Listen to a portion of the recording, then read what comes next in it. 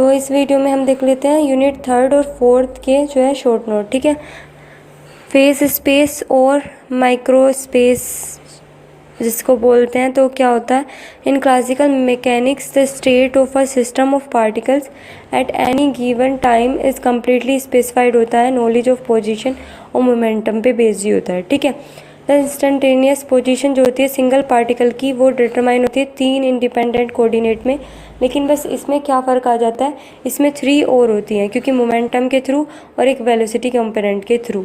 यानी कि कुछ इस तरीके से आपका ये होगा। ठीक है, P X P Y P Z, और इसको हम जो है 6D स्पेस में यहाँ पे लेते हैं, तो आपका d x d y d z और d p x d p y d p z ये जो है एलिमेंट हैं वॉल्यूम और पोजीशन के of a point particle on this space will be described. जो होगा वो सेट होगा 6 कोऑर्डिनेट एक्स वाई जेड का। ठीक है, एक्स वाई जेड का होगा और P X P Y P Z का। तो जो 6 डायमेंशनल स्पेस होते हैं सिंगल पार्टिकल के, उसको बोलते हैं फेस स्पेस या फिर माइक्रो स्पेस। ओके, ठीक है।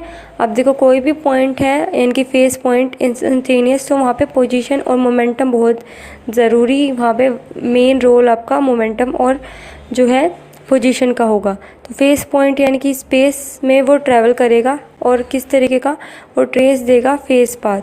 ठीक है, तो जो फेस पाथ ट्रेस होगा वो पॉइंट पार्टिकल होगा, और मास और वॉल्यूम जो है वहाँ पे जो होंगे फेस में, तो वो फेस डेंसिटी कहलाएंगे।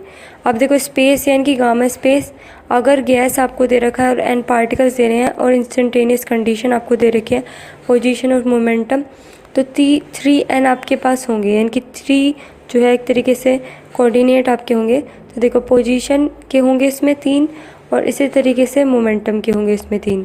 ठीक है, पोजीशन और मोमेंटम के आपके 3 होंगे यहाँ पे। तो देखो जैसे पोजीशन अगर आप Q से डिनोट कर रहे हैं तो Q1 Q2 Q3, इसी तरीके से मोमेंटम के, तो इनके टोटल जो होंगे वहाँ पे 6n आपको गिवन हो गए, इनकी 6 कंडीशंस आपके पास, इनके 6 कोऑर्डिनेट वहाँ पे आपके पास होंगे। ठीक है, तो इस वजह से इसे माइक्रो स्पेस बोलते हैं, इनकी 6 डायमेंशंस की वजह से। नेक्स्ट है फेस सेल, जो है वो हिंसबर्ग अनसर्टेनिटी प्रिंसिपल को फॉलो करता है। ईच सेल वॉल्यूम होता है delta t equal delta x delta y delta z delta p x delta p y और delta p z. Does not effect, ये क्लासिकल फिजिक्स के थ्रू जो effect नहीं होता है। Delta x delta p x जो है ग्रेटर दैन और इक्वल टू होता है h/2 के।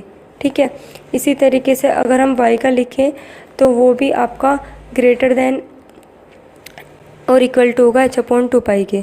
इसी तरीके से z और पी जेड का। ठीक है, और डेल्टा t जो है वो ग्रेटर दैन होता है और इक्वल टू होता है h/2 की होल पावर 3 के। और जो यूनिट होती है फेस सेल की वो होती है जूल सेकंड का होल क्यूब। ठीक है, नेक्स्ट अगला एप्लीकेशन जो है फेस स्पेस की, तो 1 डायमेंशनल हार्मोनिक ऑसिलेटर होता है और एक फ्री पार्टिकल होता है। ठीक है, जो फेस स्पेस की एप्लीकेशन में आते हैं। ठीक है, तो जो 1 डायमेंशनल हार्मोनिक ऑसिलेटर होता है उसमें क्या होता है, एक पॉइंट जो है वो लाई करेगा जिस पे ऑल फोर्स वर्क करेगा। ठीक है, यानी कि हार्मोनिक फोर्स जिसे बोलेंगे। तो उसमें आपके 2 केस की एनर्जी हो सकती है, काइनेटिक एनर्जी और पोटेंशियल एनर्जी। तो जो काइनेटिक एनर्जी होगी वो होगी हाफ mv², और पोटेंशियल एनर्जी को जो वहाँ हम लिखेंगे वो लिखेंगे हाफ kx², इस तरीके से। ठीक है, अब जो आपका टोटल अगर देखें एनर्जी, तो दोनों का सम होगा, तो इसको हम इस तरीके से लिख सकते हैं। अगर यहाँ पे ऊपर नीचे m की प्रोडक्ट कर दे तो m² v²/2m और x² यहाँ पे, और इस k को जो है हम नीचे ले आए तो 2/k, तो p²/2m और प्लस x²/2/k, इस तरीके से हो जाएगा। अब डिवाइड कर दो e से दोनों तरफ, तो दोनों तरफ e से डिवाइड करने पर आपको कुछ इस तरीके से यहाँ पे ये इक्वेशन मिलेगी। ठीक है, जो इस तरीके की फॉर्म की होगी। ठीक है, तो यहाँ से आपकी a की और b की वैल्यू निकलती है 2√e/k और 2me के। ठीक है, इसको बोलेंगे सेमी मेजर एक्सिस, इसको सेमी माइनर एक्सिस, और इलिप्स की फॉर्म आपको ये देगा।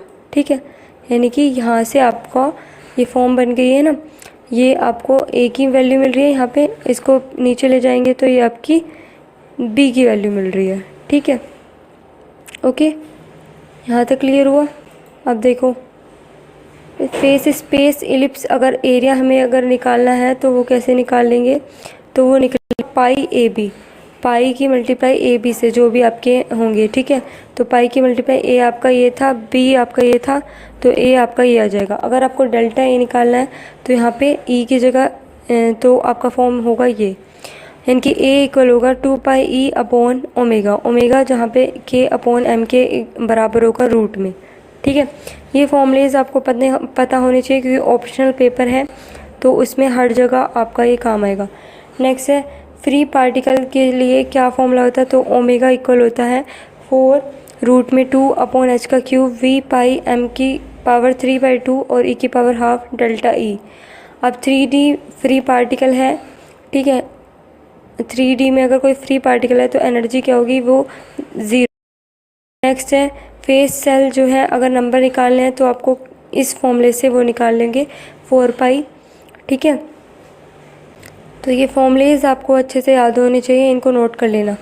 अगर 0 से E तक माइक्रोस्टेट नंबर आपसे पूछ रहा है तो 5E का फॉर्मूला होगा 4πv/3h³ और 2me⁻³ इसी तरीके से E अगर E प्लस डेल्टा E के बीच में लाई कर रहा है तो जो फेस सेल नंबर होगा यानी कि माइक्रोस्टेट, तब आप इस तरीके से निकालेंगे। अब देखो बोल्ट्जमैन एंट्रोपी प्रोबेबिलिटी रिलेशन क्या होती है, तो ऐसे इक्वल होता है k log ओमेगा के। ठीक है, नेक्स्ट है माइक्रोस्टेट। माइक्रोस्टेट जो है कैसे हैं, ये किस तरीके से हैं वो हम यहाँ पे देखते हैं। तो देखो ये माइक्रोस्टेट है, यहाँ पे माइक्रोस्टेट है, नंबर ऑफ़ माइक्रोस्टेट, और ये टोटल नंबर ऑफ़ माइक्रोस्टेट। तो इस तरीके से हम लिख सकते हैं हाफ ए और हाफ बी, ABCD सारे इसमें आ जाए तो माइक्रोस्टेट होगी 4 0 और माइक्रोस्टेट 1 क्योंकि एक ही इसमें आ रहा है। नेक्स्ट है ABCD BCD यानी कि 3 इसमें ले लें। ठीक है, तो आपके 4 केस होंगे। तो इसमें स्टार्टिंग वाला जो पार्ट है वो 3 का है और जो सेकंड वाला पार्ट है वो 1 का, तो 3 1 और टोटल कितना होगा 4। इसी तरीके से यहाँ पे देखो 2 स्टार्टिंग में है 2 बाद में है, तो टोटल जो कितने केस बनेंगे यहाँ पे, यहाँ बनेंगे 6 केसेस। देखो किस तरीके से। ठीक है, ये वाले जो केस हैं ये 6। इसी तरीके से फर्स्ट वाले पार्ट में 1 है और इसमें जो है 3 है, तो यहाँ पे कितने केस बनेंगे, यहाँ पे 4। लास्ट में इनको टोटल कर देंगे सारे तो आपके ये आ जाएंगे total number of microstate. Okay, यहाँ तक क्लियर हुआ। अब नेक्स्ट है एवरेज स्पीड जो होती है मॉलिक्यूल की, वो होती है रूट में 8 kT/m, या फिर इस तरीके से भी हम इसे लिख सकते हैं। नेक्स्ट है root mean square speed of molecule, तो VRMS इक्वल होगा रूट में 3 kT/m के। तो आपकी ये रिलेशन भी यहाँ पे फॉलो होनी चाहिए, VRMS हमेशा बड़ा होगा, फिर VA बार, फिर VMP। Most probable speed of molecule जो फॉर्मूला होता है वो होता है रूट में 2 kT/m। ठीक है, यहाँ तक क्लियर हुआ। ओके, ये जो है स्पेसिफिक हीट ऑफ गैसेस, तो law of equipartition of energy क्या कहती है, हाफ kT आपको एनर्जी मिलेगी, ये आपका ये बोलती है। ठीक है, कि all degree of freedom and average energy जो एसोसिएटेड होगी वो कितनी होगी, वो होगी हाफ kT। ठीक है, ओके। नेक्स्ट जो है वो है सपोज़ 1 मॉलिक्यूल अगर आपके पास है, आइडियल गैस है, टेम्परेचर T दे रखा है, n जो है एवोगैड्रो नंबर है, तो जो इंटरनल एनर्जी होगी वो होगी n की मल्टीप्लाई कर देंगे एवरेज एनर्जी जो भी होगी मॉलिक्यूल की। If gas has degree freedom f है तो फ्रॉम लो इक्विपार्टीशन एनर्जी जो एवरेज एनर्जी होगी मॉलिक्यूल की वो होगी ये हाफ kT इंटू एफ। ठीक है, तो ये जगह हाफ kT इंटू एफ, तो f kT/2 और u इक्वल होगा n इंटू हाफ kT, तो k इक्वल होता है r/n के, तो जहाँ पे n के है वहाँ पे r लिख सकते हैं। ठीक है, तो यानी कि आपकी जो फॉर्म बनेगी वो बनेगी ये, तो CV आपको मिलेगा यहाँ से, CV जो है वो आपको मिलेगा यहाँ से हाफ FR और CV प्लस R इक्वल होता है CP के। ठीक है, यानी कि CP माइनस के CV इक्वल होता है R के। ठीक है, और CP का फॉर्मूला आपका बनेगा ये फॉर्मूलेज आपको पता होने चाहिए, और गामा यानी कि CP/CV का रेशो। ठीक है, तो इसको सॉल्व करेंगे। आगे भी, तो इसका फॉर्मूला आपका कुछ ये बनेगा 1 + 2/n, 2 की पावर n, 2/n, या फिर अगर n से डिनोट कर रहे हैं या फिर f से डिनोट कर रहे हैं तो यहाँ पे f लिखेंगे। ठीक है, गामा इक्वल 1 + 2/f, ये फॉर्मूला आपका बनेगा लास्ट में। ठीक है, नेक्स्ट स्पेशल केस क्या है मोनोएटॉमिक गैस के लिए। ठीक है, तो जो डिग्री होगी वो 3 होगी और R2, तो फॉर्मूला है आपको पता, CV इक्वल होता है FR/2, वैल्यू रखेंगे आंसर आ जाएगा। CP का फॉर्मूला आपको पता है, वैल्यू रखेंगे आंसर आ जाएगा। इसी तरीके से गामा आएगा, वो आएगा 1.66, तो मोनो एटॉमिक के लिए 1.66 है। इसी तरीके से डाई एटॉमिक के लिए जो डिग्री लेंगे वो 5 और ये R2 ही होगा सबके लिए। फिर CV निकालेंगे, CP निकालेंगे, फिर उसके बाद गामा निकाल लेंगे, तो गामा आपका आएगा इसके लिए 1.4। नेक्स्ट है ट्राई एटॉमिक के लिए 6 लेंगे और R2 ही होगा, तो CV निकाल लेंगे और CP निकाल लेंगे, तो गामा आपका आएगा 1.33। ओके, नेक्स्ट है पार्टीशन फंक्शन। तो partition function of a system is the sum of all Boltzmann factor over all energy state of the system. तो इस तरीके से डिनोट होता है आपका पार्टीशन फंक्शन, जिसमें बीटा इक्वल होता है 1/KT। ठीक है, प्रोबेबिलिटी अगर हमें निकालनी हो तो PI इक्वल होता है e की पावर माइनस के बीटा EI अपॉन समेशन में EI माइनस के बीटा EI। ठीक है, तो फ़र्क है दोनों में। ठीक है, नेक्स्ट है अगर आपको एवरेज एनर्जी निकालनी है तो एवरेज एनर्जी का जो फॉर्मूला है डायरेक्ट वो देख लेते हैं, क्योंकि आपका ऑप्शनल पेपर है। तो E बार इक्वल होता है माइनस के delta upon DB log EZ। ठीक है, ये होगा। Z जो है आपका यहाँ पे पार्टीशन फंक्शन है। नेक्स्ट PI जो है वो इक्वल होगा इसके, और ये जो इतना पार्ट है ये Z के इक्वल होता है, तो PI आप इस तरीके से भी लिख सकते हैं। ठीक है, bye probability concept PI equal होता है NI/N के, तो NI का जो फॉर्म बन सकता है वो बन सकता है ये। ठीक है, अब यहाँ से आपकी यूनिट 4 स्टार्ट हो जाती है, यूनिट 4। ठीक है, तो यूनिट 4 में आपके स्टैटिस्टिकल बोस-आइंस्टीन डिस्ट्रीब्यूशन स्टैटिस्टिक है। 1924 में साइंटिस्ट बोस एंड आइंस्टीन ने एक्सप्लेन की थी स्टैटिस्टिक्स। आइडेंटिकल और इंडिस्टिंग्विशेबल होते हैं ये। Any number of particle can occupy करता है single phase cell. There single phase cell जो है that is there is no restriction कि एक सेल में जो है कितने आपके जो है इलेक्ट्रॉन्स वगैरह रखने हैं। नेक्स्ट है द साइज जो है फेस सेल का वो कभी भी लेस देन नहीं हो सकता n⁻³ से, जिसकी वैल्यू होती है ये, और E इक्वल होता है h/nu के। बोस-आइंस्टीन स्टैटिस्टिक फॉलो करती है बोस। ठीक है, स्पिन जो है इसकी 0 होती है या फिर इंटीग्रल स्पिन होती है इसकी। ठीक है, लेकिन हाफ इंटीग्रल स्पिन नहीं होती।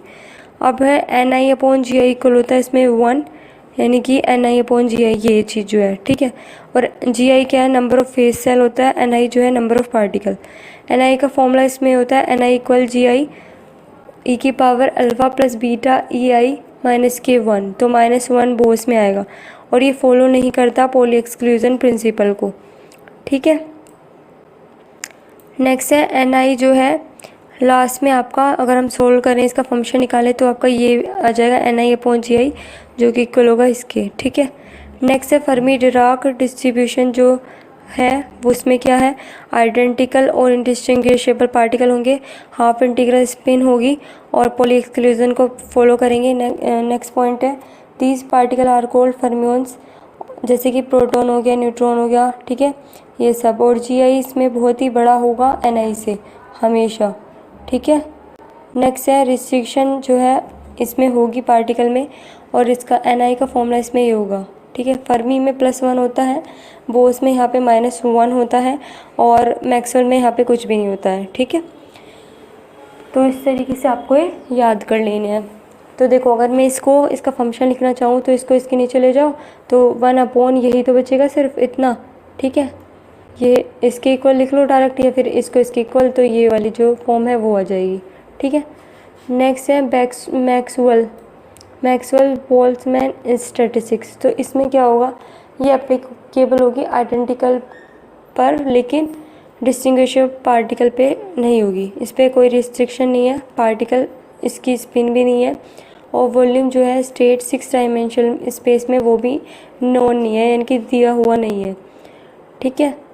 नेक्स्ट जो है वो है इसके जो फॉर्मूला होगा वो होगा Ni=GI/e⁻α+β⁡ei। ठीक है। और फंक्शन अगर आपको लिखना है तो Ni/Gi। ठीक है। तो 1/e⁻, ये हो जाएगा ये। ठीक है। इसको हम इस तरीके से भी लिख सकते हैं ना, क्योंकि पावर प्लस होती है तो α+ei/kT, तो इससे कोई फ़र्क नहीं पड़ेगा। एप्लीकेबल होता है ये गैस मॉलिक्यूल पे, जैसे कि ऑक्सीजन मॉलिक्यूल हो गया। एट हाई टेम्परेचर पे बोस-आइंस्टीन डिस्ट्रीब्यूशन अप्रोच कर लेता है मैक्सवेल बोल्ट्जमैन डिस्ट्रीब्यूशन को। ठीक है।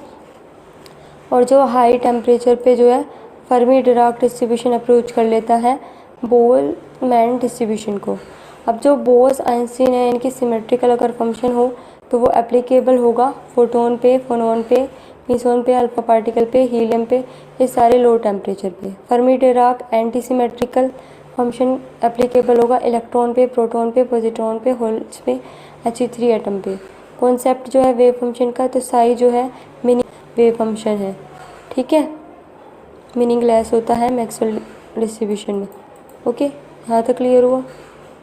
अब देखो यहाँ पे प्लैंक रेडिएशन फॉर्मूला क्या होता है, तो बोस-आइंस्टीन स्टैटिस्टिक फॉलो करती है एनर्जी डेंसिटी को। तो इसका फॉर्मूला होता है U nu d nu 8πh⁻³ d nu upon e⁻h⁻kT-1। Wavelength का formula U lambda d lambda, ये फॉर्मूला आपका इसका होगा। ठीक है। बस थोड़ा सा ही फ़र्क है इसमें वेवलेंथ के लिए और एनर्जी के लिए। ठीक है। फोटोन एप्लीकेबल होंगे इसमें। वन डायमेंशनल हार्मोनिक ऑसिलेटर की कंडीशन फॉलो नहीं करेगी ना ऑसिलेटर की। फोटोन मोमेंटम का h/c या फिर E/c होगा। ठीक है। नेक्स्ट जो है वो है फोटोन पार्टिकल जो होंगे रेस्ट मास उसका 0 होगा। फोटोन इंडिस्टिंग्विशेबल होते हैं, लैम्डा इसमें स्मॉल होगा, इनकी वेवलेंथ स्मॉल होगी। नेक्स्ट जो प्लैंक है वो दो तरीके से डिवाइडेड है, वीन्स और रेले जीन्स में। तो वीन्स और रेले में क्या फ़र्क है, जो वीन्स है उसमें लैम्डा स्मॉल होगा और रेले में लैम्डा जो है लार्ज होगा। इसका फॉर्मूला आपका ये होगा और कंडीशन ये होनी चाहिए। इसी तरीके से इसका फॉर्मूला आपका ये होगा, कंडीशन ये होनी चाहिए। तो ये आपको याद कर लेने अच्छे से कि किस में क्या आ रहा है। ठीक है। ओके। अगर हम इसे ए और बी की फॉर्म में लिखें तो कुछ इस तरीके से हो जाएगा, जहाँ पे ए आपका ये होगा और बी आपका ये होगा। अब जो एप्लीकेशन है क्वांटम स्टैटिस्टिक्स की वो देख लेते हैं। तो जो एप्लीकेशन है वो है क्वांटम प्रिंसिपल जो है वो गिवन किया था प्लैंक ने 19th सेंचुरी में। रेडिएशन जो होगी इसमें वो इंडिविजिबल थी। Radiation form discontinuous individual particle और पैकेट बनाती थी।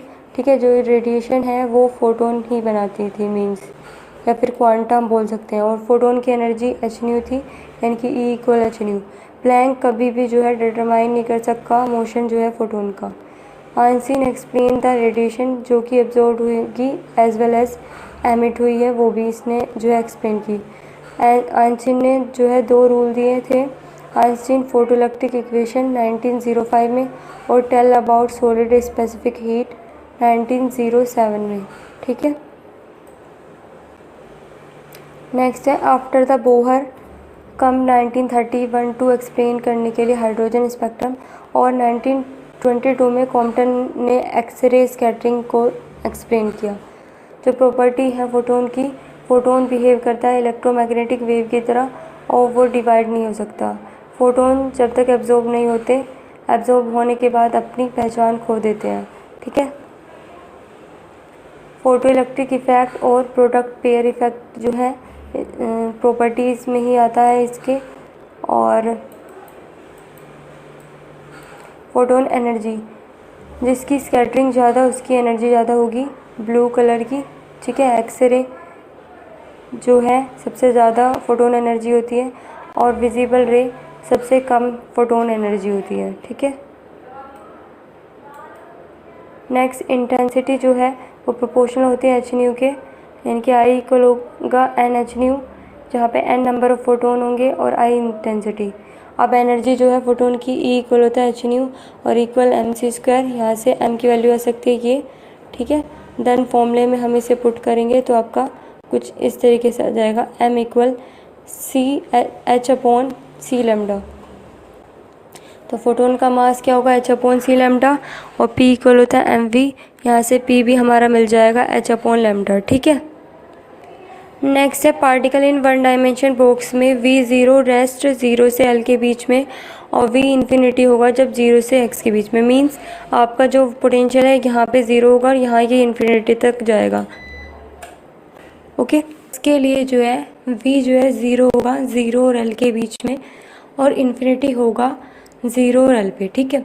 ये आपकी श्रोडिंगर इक्वेशन है, d² psi/dx² plus 8 pi square m/h² e minus v psi equal 0। For free particle के लिए v 0 होगा तो आपका ये 0 हो जाएगा। तो यही जो इक्वेशन है आपकी कुछ इस तरीके से हो जाएगी, d² psi/dx² plus 8 pi square m/h² e Sai, okay, equal 0, ठीक है। तो इसको जो है, जो इतना पार्ट है मैं इसको जो है k² के इक्वल रख लेती हूँ, ठीक है।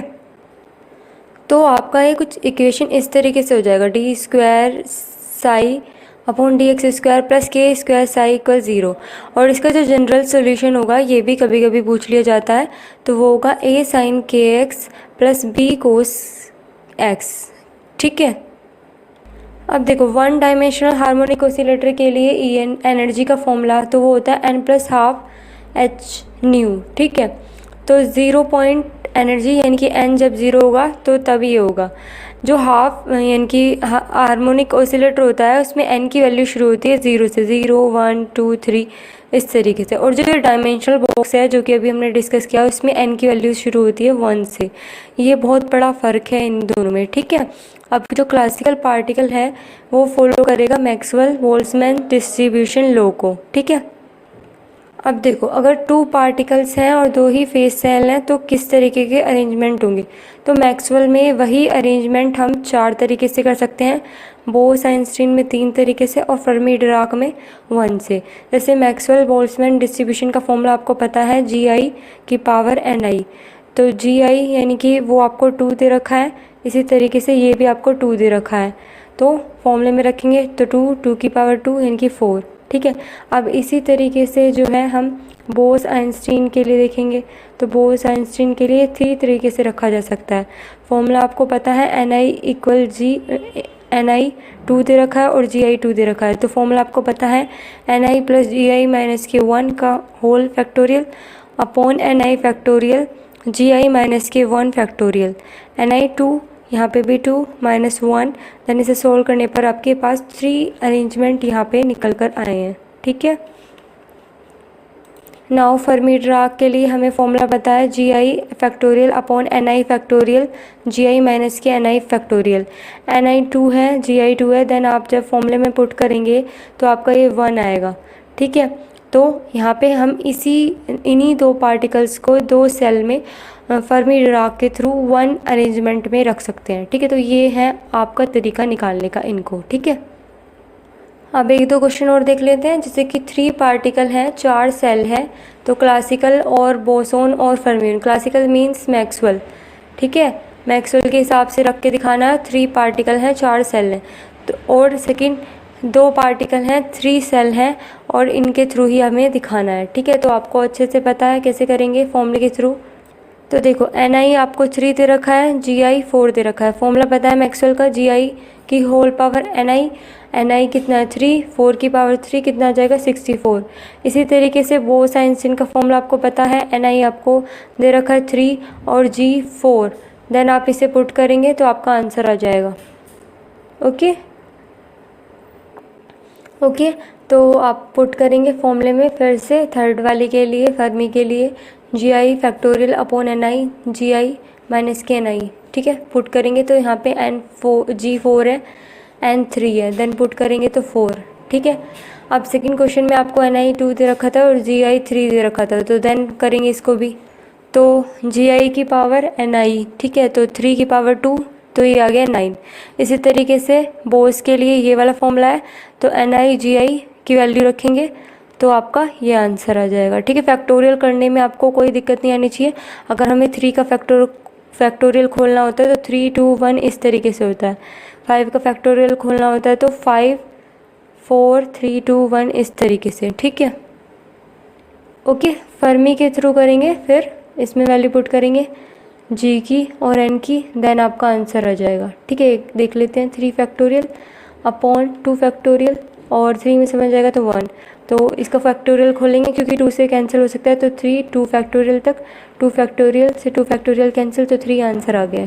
तो इस तरीके से होगा। नेक्स्ट कुछ डिस्ट्रीब्यूशन है जो आपके फॉर्मूले पता होने चाहिए। तो एमएसबी के लिए आपका ये फॉर्मूला बनेगा। ठीक है, जी आई अपॉन एन आई ई की पावर अल्फ़ा इस तरीके से। ठीक है, और ई की पावर माइनस के ई आई अपॉन के टी। इसी तरीके से ये बोस आइंस्टीन के लिए ये फॉर्मूला है और फर्मी डिराक के लिए ये, और ये कंडीशंस है कुछ जो आपको पता होनी चाहिए। जी आई अपॉन एन आई बड़ा होना चाहिए बहुत ही 1 से। ठीक है, और जी आई अपॉन एन आई इक्वल होगा इसके लिए, मतलब देखो पहला जो पार्ट है Bose Fermi and boss Einstein and Fermi Dirac और मैक्सवेल के लिए, ये जो है प्लस और माइनस इनमें फ़र्क देख लीजिएगा। ठीक है, ये फर्मी डिराक के लिए, ये बोस के लिए। Okay, next difference between classical और क्वांटम स्टैटिस्टिक्स में क्या फ़र्क है वो देख लेते हैं। तो देखो, जो क्लासिकल और मैक्सवेल बोल्ट्जमैन स्टैटिस्टिक्स है वो कुड सक्सेसफुल एक्सप्लेन करती है distribution of energy and velocity. Some phenomena such as temperature, pressure were explained on the basis of Maxwell-Bose-Einstein statistic के हिसाब से। ठीक है, अब सॉलिड गैस लिक्विड जो है वो असेंबल हैं होंगे, इसमें माइक्रोस्कोपिक पार्टिकल होगा और रेडिएशन फोटोन का असेंबल भी होगा और इंडिस्टिंग्विशेबल पार्टिकल जो है वो आएंगे आपके मैक्सवेल बोस आइंस्टीन में। ठीक है, मतलब ये कुछ पॉइंट्स हैं जो आपको सिर्फ पता होने चाहिए। ठीक है, जिसकी ज़ीरो या इंटीग्रल स्पिन हो वो बोस में आएगा, और बोस और आपको फर्मियोन्स में काफ़ी अच्छा हमने अलग अलग बता दिया था, फर्मियोन्स और बोसोन्स के बीच में न्यूक्लियर फिजिक्स में। ठीक है, न्यूक्लियर फिजिक्स में पूरा चार्ट बनाया है, इधर की साइड जो भी से वो और फर्मियोन्स के वो। ठीक है, आप चाहें तो एक बार उसे चेक कर सकते, उस वीडियो का लिंक डिस्क्रिप्शन में दे दूंगी, सिर्फ इतना पार्ट आप देख लीजिएगा उसमें से। ठीक है, अब देखो photon phonon alpha particle indistinguishable होते हैं और ये बोस आइंस्टीन में आते हैं इसलिए। ठीक है, और जो ओड हाफ इंटीग्रल स्पिन होते हैं वो फर्मियोन्स में आते हैं या फिर फर्मी पार्टिकल बोलते हैं। पॉली एक्सक्लूजन को फॉलो करते हैं, इसमें आते हैं इलेक्ट्रॉन न्यूट्रॉन प्रोटॉन, ये फॉलो करते हैं फर्मी डिराक लॉ को। डिस्टिंग्विशल और आइडेंटिटी पार्टिकल जो है मैक्सवेल में होंगे, indistinguishable identical particle Bose Einstein में। क्लासिकल और क्वांटम मैकेनिक्स ये 2 तरह की हैं। ठीक है, तो क्लासिकल आती है मैक्सवेल में और जो आपकी क्वांटम आती है ये आती है दोनों बोस और फर्मी में। डिस्टिंग्विशेबल और जो ओड है, ज़ीरो इंटीग्रल ओड हाफ सबको क्वांटम मैकेनिक्स से मिल सकते हैं, मतलब क्वांटम, हाँ क्योंकि क्वांटम वाले में आपके फर्मियोन्स आएंगे तो इस वजह से सिर्फ आपके उसमें मिलेंगे। 3 टाइप के पार्टिकल होंगे, डिस्टिंग्विशेबल, ज़ीरो इंटीग्रल इंडिस्टिंग्विशेबल या फिर फर्मियोन्स बोल सकते हैं। ठीक है, ये जो है मैक्सवेल में आएंगे, ये बोस आइंस्टीन में आएंगे, और ये वाले जो होंगे ये आएंगे आपके फर्मियोन्स में, यानी कि फर्मी डिराक स्टैटिस्टिक में। ठीक है, तो इसके एग्जांपल ये हैं आपके फोटोन फोनोन अल्फा पार्टिकल, और इसके एग्जांपल जो है फर्मियोन के वो हैं इलेक्ट्रॉन फोटोन प्रोटॉन न्यूट्रॉन। ठीक है, ये इसके एग्जांपल्स हैं। ओके, आगे देखो ओनली क्वांटम। अब देखो सिस्टम जो है 2 तरीके से डिवाइडेड है, इंडिस्टिंग्विशेबल पार्टिकल में और डिस्टिंग्विशेबल पार्टिकल में। तो जो इंडिस्टिंग्विशल हैं उसमें हम पहचान नहीं सकते, जबकि डिस्टिंग्विशल में हम पहचान सकते हैं कि ये ए है ये बी है। तो इसके एग्जाम्पल हैं गैस पार्टिकल, और डिफरेंट नेम भी हैं, अलग अलग तरीके से ये डिनोट होगा, और ये नॉन आइडेंटिफाई है और डिनोट होगा डॉट वगैरह से, ड्यू टू चेंज फॉर्म।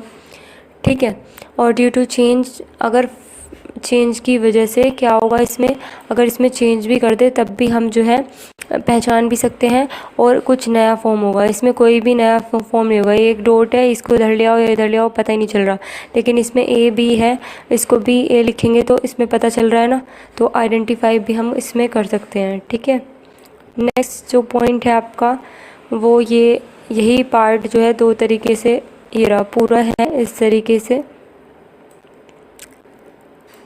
ये बोसॉन्स जो आपके इंडिस्टिंग्विशेबल पार्टिकल, उसमें आपके बोसॉन्स और फर्मियोन्स आते हैं। बोसॉन्स में फोटॉन्स, फोनॉन, मीसॉन्स, अल्फा पार्टिकल, और ये फॉलो नहीं करते पोल एक्सक्लूजन को, और कोई भी रिस्ट्रिक्शन नहीं होती, ज़ीरो और इंटीग्रल स्पिन होती है इनकी।